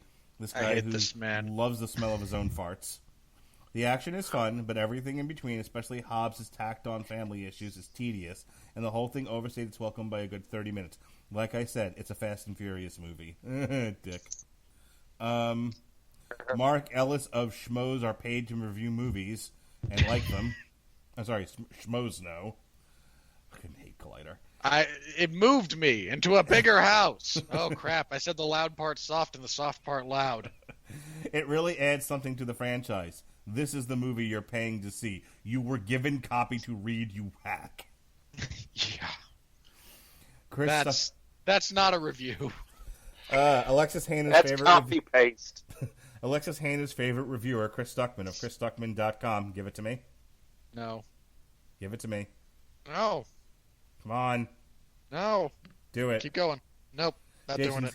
Jason, This sounds kind of rapey. Jason, just say the following. You self-employed hack. No, I am not stealing Robert's thunder. Oh, for fuck's sake. Chris Stuckman doesn't deserve my repeated gag. I'm going to call the new guy who I got for boxing before you next time. God. The majority of people who see this movie know exactly what they want out of it, and this movie is going to give them that. Thanks, Chris. Speaking of sounding rapey, Their money back. Yes. All right. I think we're almost done here. Let me see if I can find your dad. Oh, this is always a fun one. my dad's actually in Ohio at the moment, I think. Rashid Irani of the Hindustan Times, one of my favorite review sites. Fast and Furious. These poor people just use Google Translate, I'm almost certain. Fast and Furious 9 is just more of the I same didn't see it as a bit. tire screeching, glass shattering, meaningless mayhem. Okay. Look, I hate this movie. I really didn't like it. But I knew what I was getting into. Like, what did you expect? Did you expect a severe lack of cars? It would be a really bold choice. A Fast and Furious movie without the vehicles. If we Did set it you- in Kenya, it can all be about doping and long-distance running. James Berardinelli of Real Views. There's a problem with the kinds of bloated action sequences that form the skeleton, muscle, and flesh of something like Hobbs and Shaw. A lack of excitement. He is not wrong. Carlo Renata of the Curvy Film Critic. Idris Elba and Vanessa Kirby steal this franchise because they're not white men. Sorry, I added that last part. From underneath, Dwayne Johnson and Jason Statham with badass action and acerbic witty dialogue. Johnson tribute to his Samoan heritage is tastefully done. What? Hobbs and Shaw keeps the franchise intact. Okay. You know what? Get I'm him, Robert. convinced. Get I him. am convinced, Mark. You didn't actually add that line. She did. And the editor took it out, or Rotten Tomatoes took it out. Probably. That's okay. Look, I like Idris Elba. He's amazing. None of his dialogue could be described as witty or acerbic in this movie. Just none of it. He spends parts of it prattling on about the necessity of human evolution and how and the world's gonna end in 2092 because capitalism. Like, an actual line from the freaking movie. No, All right. not witty. And we'll end our hackneyed bit with a moving tribute from Robert's grandfather, old man Joe Morgenstern from the Wall Street Journal. How are you not dead? You're just so old. The action is impressive, and the stars are personally as well as gladiatorially appealing. But the filmmakers seem to have shot the treatment instead of the script, or never bothered with the script. Yay! He's not wrong. He validated our entire podcast. Someone tell him. He's not on No. Twitter. Tell whoever is managing his Twitter that he validated this entire podcast. I'm willing to say we're done now. Yeah, we can end on that high note. Or low Congratulations, old man Morgenstern.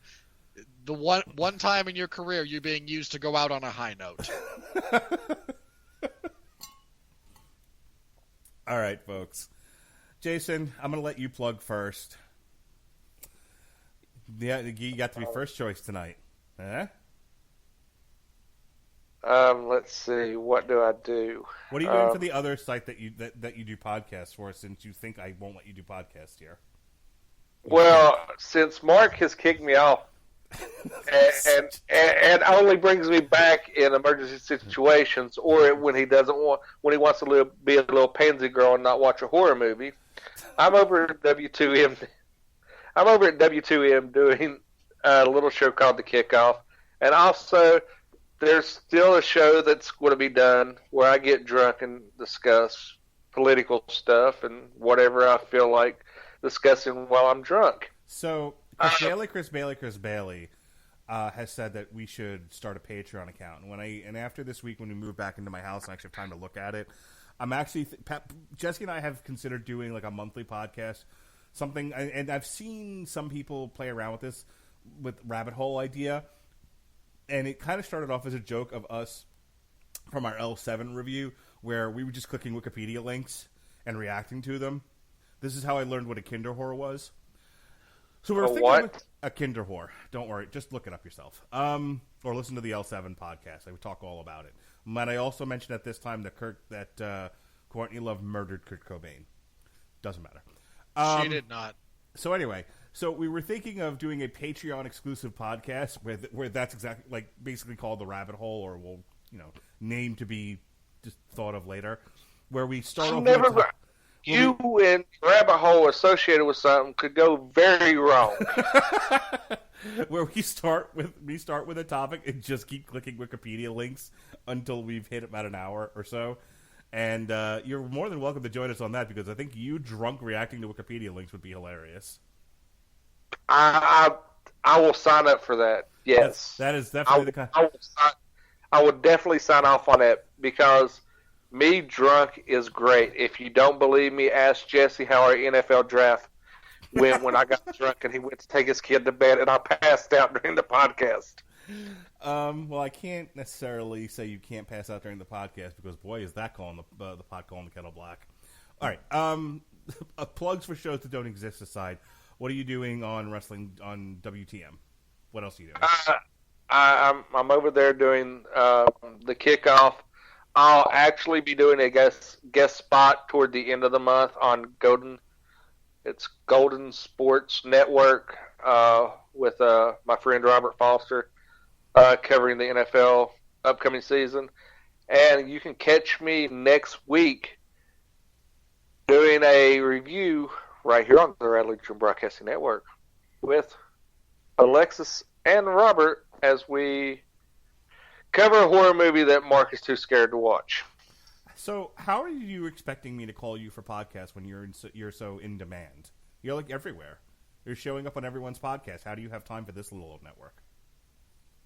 Because this is where my heart lies, Mark. You gave me my start, and I will always come back to you like an abusive wife comes home to. So full of shit. All right. So yesterday we did Patsy Walker, a.k.a. Hellcat, on Source Materials. Myself, Evan Bevins, and Jesse Starcher. Tomorrow, myself and Jesse Starcher will be reviewing the new Volbeat, Rewind, Replay, Rebound. We probably won't trash this album like we did the previous one, but the previous one was a special level of terrible. Sean will be on the Radulich Broadcasting Network this Thursday to review Orange is the New Black, the final season. No podcast this weekend. Carl Frampton injured his hand. Victor's not available to do the fight on DAZN, so no podcasts, no boxing coverage, no MMA coverage, no nothing. Instead, I'm going to watch a lot of wrestling, and we'll talk about it while these fags talk about some stupid horror movie that nobody cares about. I'll get to that in just a moment. Meanwhile, Pat Mullen has taken a special interest in the kitchen for some odd reason. He'll be joining myself and Jesse Starcher on a live split 7-inch. Oh, you got Pat to tear that thing apart. Yes. Pat volunteered. Like Gonzo and go, Pat, go. like Gonzo and the Great Muppet Caper. He just fucking dove in front of the car. So myself, Jesse Starcher, and Pat Mullen will read the book, we'll watch the movie, and we'll talk about it live. A live split 7-inch Source Material Damn You Hollywood Jam, Monday, August 12th. As the boys in the band said, they're talking scary stories to tell in the dark. At the same time, myself and the four podsmen will be talking about SummerSlam weekend. We'll look at Ring of Honor, Summer Supercard, NXT TakeOver Toronto, and the aforementioned SummerSlam. TMC of the four podsmen will be joining us on the Metal Hammer of Doom to talk Slipknot. We Are Not Your Kind. Apparently, it's the best album they've done in years. We'll be the judge of that. Unbelievably low bar. Sean will make his third appearance on the Radulich Broadcasting Network this August as he comes on along with Sean Garmer of the aforementioned WTM podcast to talk Glow Season 3. Myself and Jesse Starcher will be... Remember when Glow was a thing? We'll be doing our contribution to the Superblog team-up, which deals in immortality. That's the theme. And so we'll watch Jupiter Ascending. We'll do it for you, America. We're doing it for you, especially you American girls. I'm so sorry that you're watching that movie. No. They chose that movie. They had a list. God. We spent 20 minutes pitching Mark other movies dealing with immortality, and every time we brought something up, it's, no, I don't want to do that. No, I don't want to do that. What I wanted to do was Flash Gordon, but Jesse won't buy the movie like I want him to. See, Mark threw it. So Mark's response is to pitch a hissy fit like one of his children and go find Jupiter Ascending. Take that, Jesse. So, listen, Yeah. girls. This is just water off. Jesse's like a duck. It's just water off his back, man. He doesn't care. Look, girls claimed, according to the Wikipedia, girls claimed Jupiter Ascending as their own science fiction, and so we're here to support the feminist movement. Look, they can have it. Yes, please take it. Take it and never give back. No give backs. No, yeah, you have to live with that decision now. We got a double shot on the 17th of August. First, myself and David Wright will finally, like a year later, get around to Lost in Space Season 1. And then that night, Robert Winfree is going to split his brain in two. He's going to do coverage with me, as he also does written coverage for 401 Mania for the main card of Cormier versus Miocic 2. It'll be a shit show. I'm sure you'll all be entertained, and we'll never do it again. Then we've got an entire week dedicated to Swamp Thing. We've got Saga of the Swamp Thing by Alan Moore. That show's actually already in a can. It'll air on Monday. Don't get confused. We didn't really have Alan Moore on the show, though it sounds like it. You'll know when you hear it.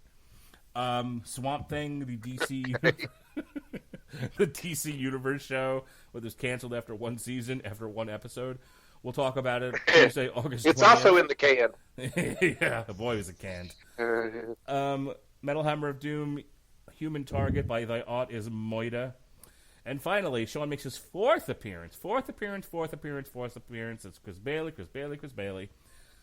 He will be doing an on-trial for Swamp Thing 1982. And then a special TV party tonight, extra we got going on here. Myself, Jesse Starcher, and motherfucking Al Sedano coming right at you. We'll be talking Good Omens from ye old Amazon Prime. I gotta get somebody to cover this 2 o'clock Sergey Kovalev, Anthony Yard fight. That's from like 2 to 5 on ESPN Plus. What time does your Shevchenko Carmouche coverage start? I think the normal time. I was looking at it because their prelims are on ESPN Plus. So I think it's just going to be. I mean, you've got the app, right? You can just look up the start time. I'm not going to do that right now. I was saying, I think it starts at 5 p.m. Eastern.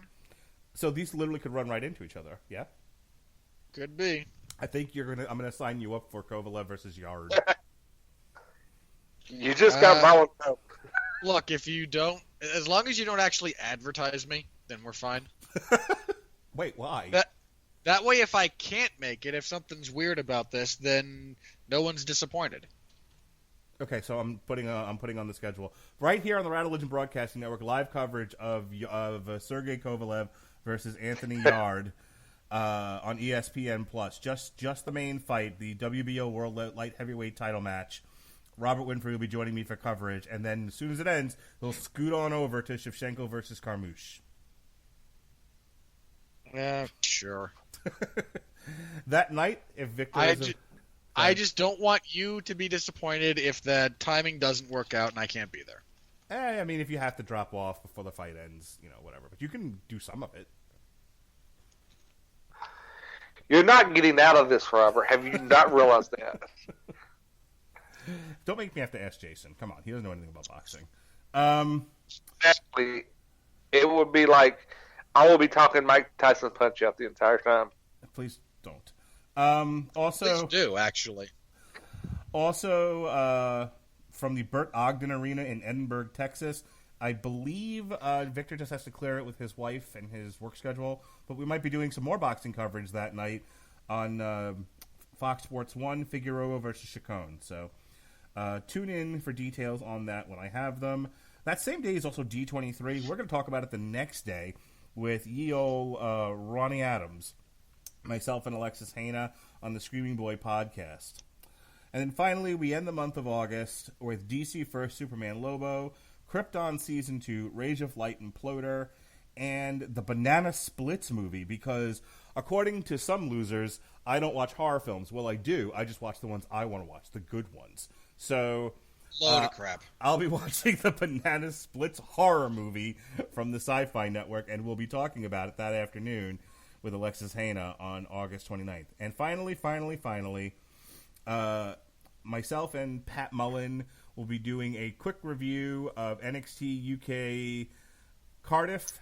As soon as it ends, we'll do the review, and then you can scoot on over to AEW. I'm all the way out. Zip. All right. Aside from your coverage of Kovalev versus Yard, go and tell them what else you're doing. Have you ever seen Walter wrestle? Yeah, he was at the NXT show in New York City. Okay, good. Because, he's like the main draw for NXT UK these days, and Walter is awesome. You can find me most Sundays hosting the 411 Ground and Pound MMA podcast. Now available on Podcoin. For those listening on Podcoin, yes, you can find it there. I mean, really, why would you listen to the show unless someone paid you, right? Hey, I'll become an avid Podcoin listener. That's right. That's what I listen to on everything. Look, if I could find a version of their app that actually just worked on desktop, I'd be okay, but I have no phone. What about a tablet? Nope. Are you ever going to join us in the 21st century, sir? Not if I can help it. Finish your stupid plugs. Anyway, this last Sunday, myself and Jeffrey Harris reviewed UFC on ESPN 5. Meh. Look, it was a meh card. You had an all right main event if you like breaking some stuff down technically and you're not a fan of Robbie Lawler. You had a feel good moment in the co-main event, and I got to watch Clay Guida be choked completely unconscious, so I was happy. Other than that, it was just not a very inspiring night of fights. And speaking of uninspiring nights of fights, this Saturday, oh boy. The UFC is making their debut in the country of Uruguay. Your main event is a good main event. Valentina Shevchenko against Liz Carmouche for the UFC Women's Flyweight Championship. This is a rematch. The two fought previously, and Carmouche won via doctor stoppage due to a cut. Hey, real quick. I've got Shevchenko versus Carmouche this Saturday. I don't have anything on the 24th. Yeah, there might not be anything on the 24th. Oh, guess what? Then you don't have any reason not to do it. Hang on. Let me check. Yeah, there's nothing. Yeah, there's the 10th, the 17th, and then the 31st. So, yeah, there is that one. There's 5 Saturdays in August, and they took one of them off. Great. Then you have nothing stopping you from doing Kovalev versus Yard with me. Apart from my desire not to increase my suicidality percentage. That makes no never mind to me. I am aware of that.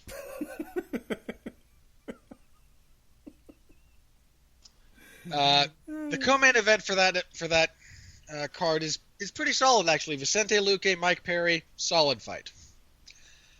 Somewhere else on that card, there's a decent welterweight bout between Alexei Kunchenko and Gilbert Burns, but other than that, this card is yuck.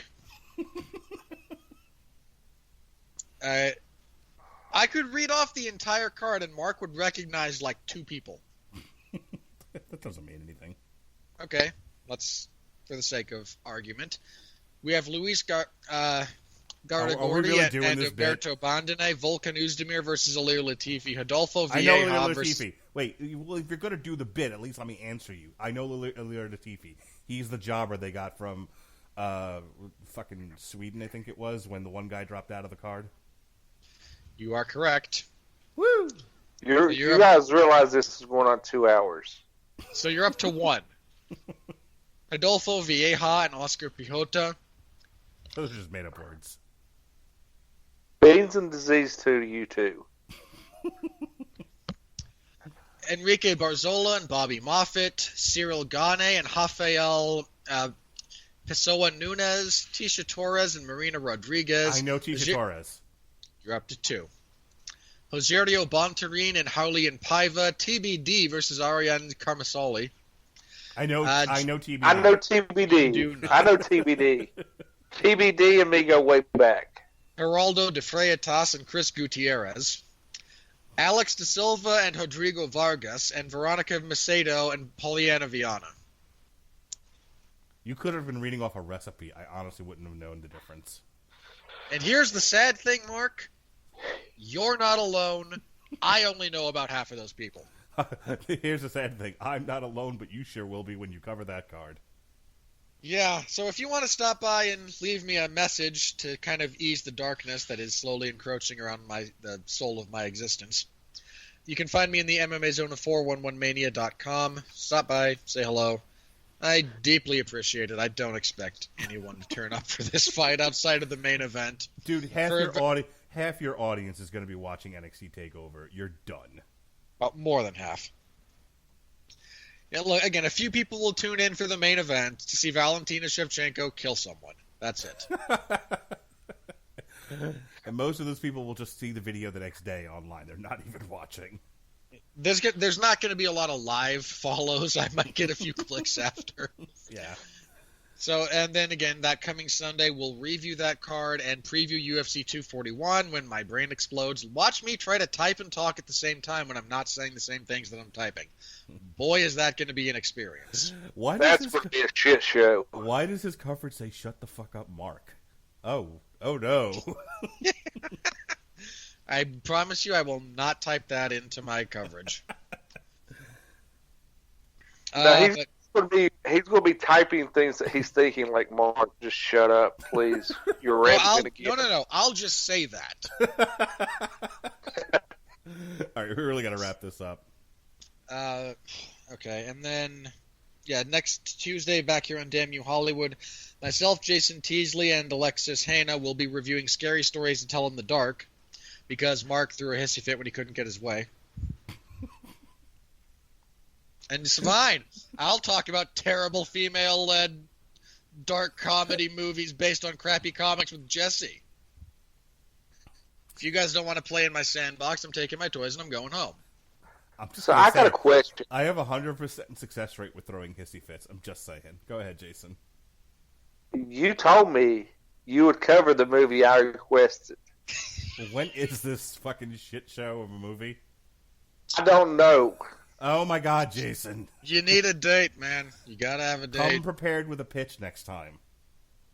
Well, I just seen the trailer and I came off myself. Okay, listen, West Virginia. I don't deal in I just seen. I need dates, I need times, I need channels, and then we need a recording date.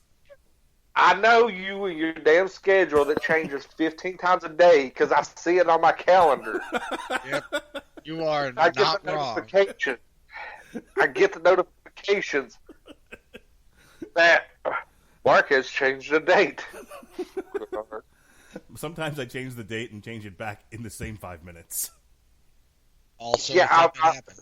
there was some. I honestly think that I seen something disappear, disappear, and appear on the same day at the same time, like 4 times. I watched it happen. Yeah, our Gambit review.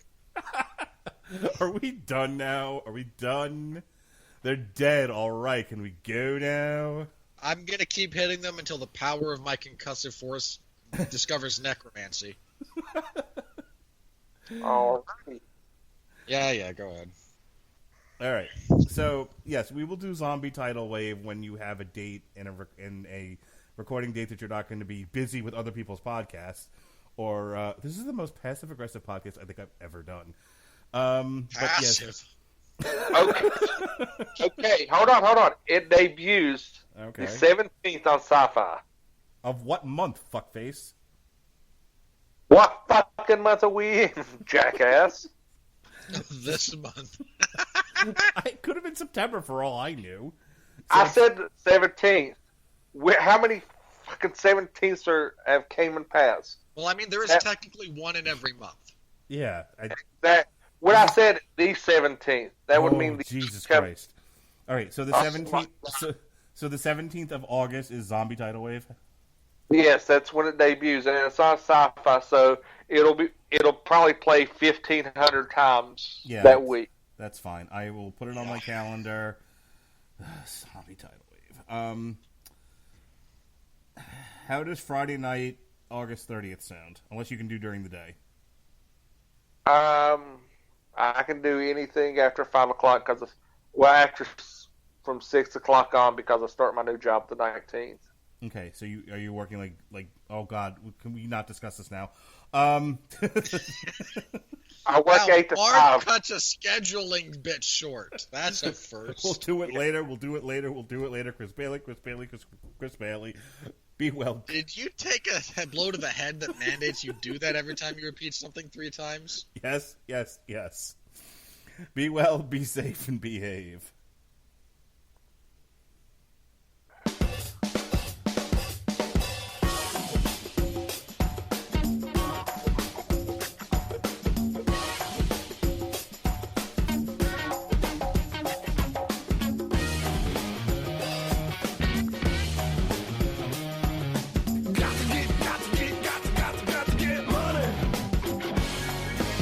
Say Metro by T-Mobile got the best deal in wireless, and it's all for you, all for me. Just switch quickly, cause Metro has 2 lines for $80 and 2 Samsung Galaxy J7 Star phones for free, plus Amazon Prime included. That's the way wireless should be, only at Metro.